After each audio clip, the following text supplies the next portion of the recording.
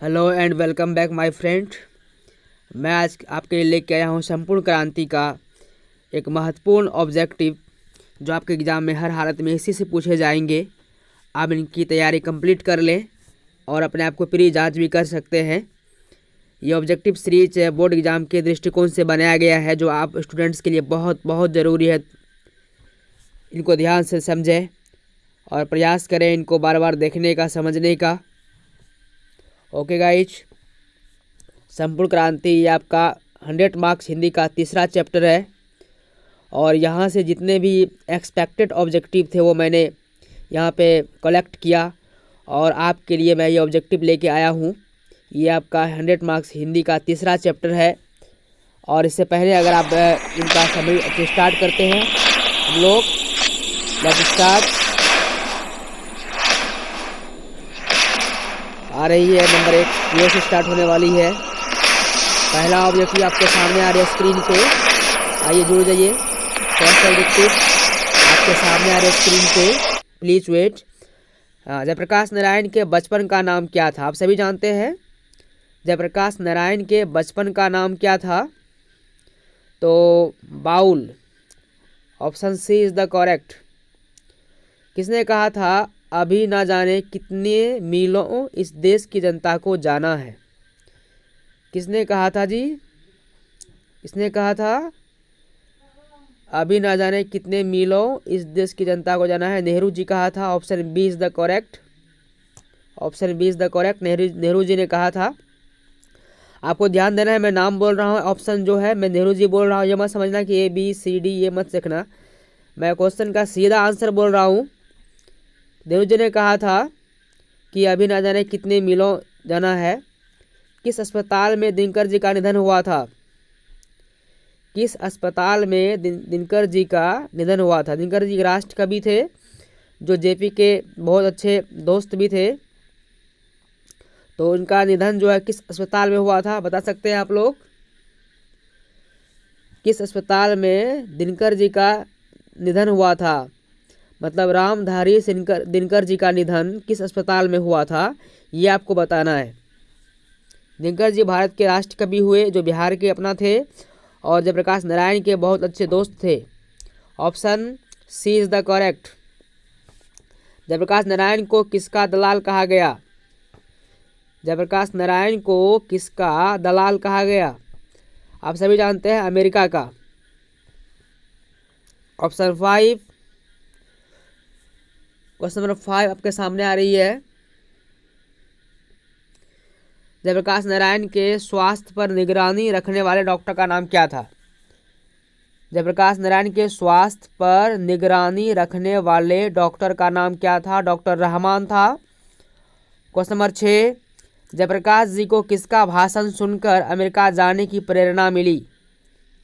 बहुत important question है। Swami Satyadev, option C correct होगा। ब्रेन ऑफ बॉम्बे किसे कहा जाता है? ध्यान से पढ़ना क्वेश्चन को। Brain of Bombay Uma Shankar Dikshit. जयप्रकाश नारायण ने आईएससी की परीक्षा कहाँ से पास की? आप सभी जानते हैं बिहार विद्यापीठ से पास किया। ऑप्शन डी सही होगा इसका, बिहार विद्यापीठ, यहाँ से इन्होंने पास किया। और लेनिन की मृत्यु कब हुई थी? 1924 में। ऑप्शन बी सही इसका होगा। लेनिन की मृत्यु 1924 में हुई थी। चलते हैं आगे क्वेश्चन नंबर 10 की ओर। मैंने टोटल यहाँ पे 30 ऑब्जेक्टिव सिलेक्ट किया है जो बिहार बोर्ड के स्टूडेंट के लिए बहुत बहुत ज़रूरी है। तो लेनिन की मृत्यु 1924 में हुई है। ऑप्शन बी इसका सही होगा। और चलते हैं हम लोग 10 नंबर की ओर। जयप्रकाश नारायण मार्क्सवादी कब बने? ये क्वेश्चन बहुत इंपॉर्टेंट है। 1924 में ये मार्क्सवादी बने जब लेनिन की मृत्यु हुआ था। लेनिन की मृत्यु के बाद जेपी मार्क्सवादी बन गए थे। ओके गाइज, तो आगे बढ़ते हैं हम लोग क्वेश्चन नंबर 11 की ओर। सारे क्वेश्चन को ध्यान से देखो। 1974 में बिहार प्रदेश के मुख्यमंत्री कौन थे? अर्थात जिस समय संपूर्ण क्रांति हुआ था उस समय बिहार के अब्दुल गफूर थे। किसे लोकनायक के नाम से जाना जाता है? आप सभी जानते हैं जयप्रकाश नारायण को लोकनायक के नाम से जाना जाता है। Option D is the correct. चलते हैं आगे अगले क्वेश्चन की ओर।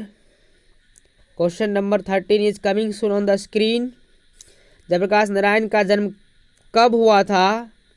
आप सबको पता है इनका जन्म 1902 को हुआ था, 11 अक्टूबर। मतलब ये ध्यान से मैं कुछ लिख के दे रहा हूँ, ध्यान से देखो। टोटल मेरा यहाँ पे जो लिखा हुआ है कि मैंने लिख के दिया है कि इनका जो ये मृत्यु है वह 1979 में हुआ था और जन्म 1902 में हुआ था। जयप्रकाश नारायण की पत्नी का नाम शायद किसी किसी को पता हो। इनकी पत्नी का नाम था प्रभावती देवी और ऑप्शन बी इसका करेक्ट होने वाला है। Option B is the correct. Okay guys, चलते नंबर 15 की ओर। और इनके पिता का नाम भी आपको पता होना चाहिए, शायद मैंने ऑब्जेक्टिव में डाला है, आप देखोगे आगे। हाँ मुझे याद आ रहा है, मैंने इसको डाला है, मैंने सिलेक्ट तो किया था। देखते हैं, पहले इनको देख लें। रिकंस्ट्रक्शन ऑफ इंडियन पॉलिटी, ये किताब है, किनकी रचना है? जयप्रकाश नारायण की। रिकंस्ट्रक्शन ऑफ इंडियन पॉलिटी, ये इसकी रचना है, जयप्रकाश नारायण की रचना है ये। प्रजा सोशलिस्ट पार्टी का गठन 1952 में हुआ था, याद रखना है। प्रजा सोशलिस्ट पार्टी का गठन 1952 में हुआ था, जब भारत में प्रथम आम चुनाव हुआ था। प्रजा सोशलिस्ट पार्टी का गठन 1952 में हुआ था, जब भारत में पहली बार आम चुनाव हुआ था गाइज। और नंबर 17, जयप्रकाश नारायण को भारत रत्न की उपाधि कब दी गई? जयप्रकाश नारायण को मरने के बाद 1998 में।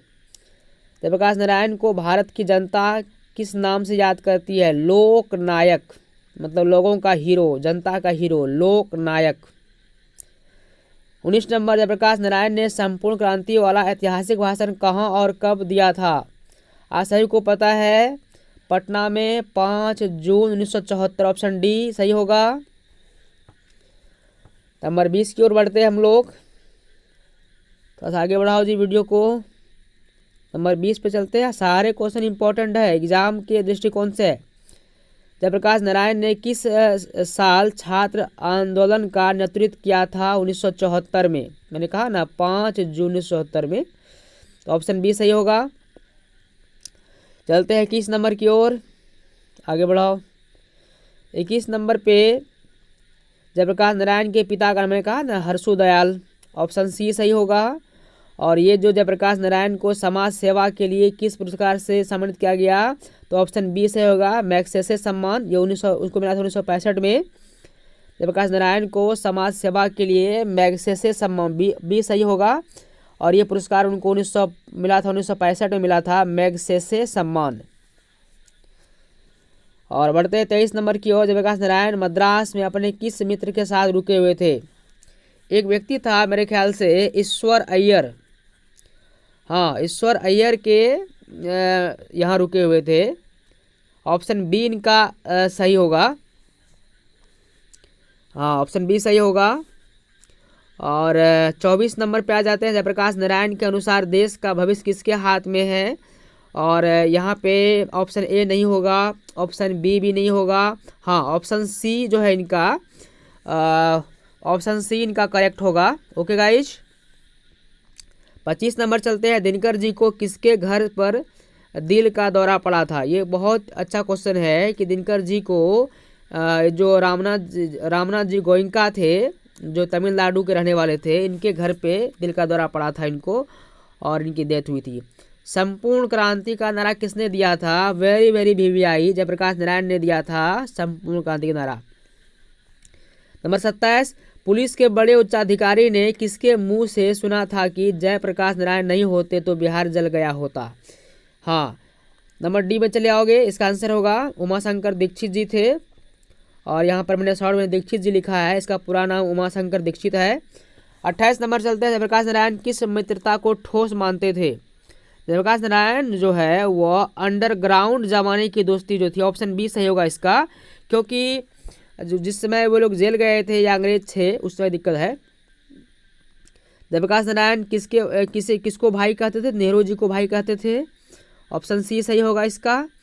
चलते हैं तो इस तरह से मैं चलते हैं 30 नंबर पे। इनका जयप्रकाश नारायण को रेमन मैग्सेसे पुरस्कार कब मिला? मैंने कहा था 1965 मिला है। ऑप्शन डी सही इसका होगा। Option D is the correct. And thanks for watching this video. Okay, bye bye, take care. मैं जल्दी ही लेके आऊँगा इस चैप्टर का, अगले चैप्टर का मैं सारांश और ऑब्जेक्टिव। तब तक आप 3 चैप्टर की पढ़ाई हो चुकी है, आप उनको तैयार करें अच्छे से। और मैं PDF बना के भी सारे चैप्टर के वीडियो, चैप्टर के जो क्वेश्चन आंसर उनको भेज दूंगा। धन्यवाद।